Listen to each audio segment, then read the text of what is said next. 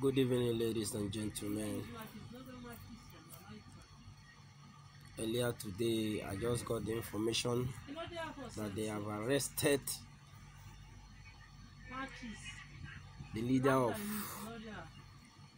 the indigenous people of Biafra, the leader of IPOB, the leader of Radio Biafra, the leader of Biafra Television, which we are not yet to confirm the arrest because they are still showing us pictures.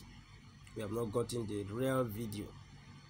But if that is true, I think it should be clear to every one of us that what he said before concerning the freedom of Biafra, that even if he died or they arrest him, Biafra will not stop to come. Biafra must come. Which means his arrest or this news going around about that they have arrested him is very clear and obvious to us that we are having and getting Biafra just very soon, just the twinkle of an eye, because many of us do not understand what he used to say, that if he no longer live again, people that will rise will be more deadlier and worse than him. So if Nigerian government should at least learn a lesson, they would have learned from that his word or speech, because he's giving a speech, and whenever I give a speech, he always comes to, because he's a prophet of the Lord. Yes, he's a prophet. So as a prophet, which he is, he has said it that Biafra will come, and just as you can see, Biafra is here and now. If they think that they will arrest him and we the Igbos or the Biafrans or we the Biafrans all over the world will just sit down and look at them to do what they feel they can do, that is a bloody fucking lie, because they are actually motivating our emotion or our action to be very, very demonically.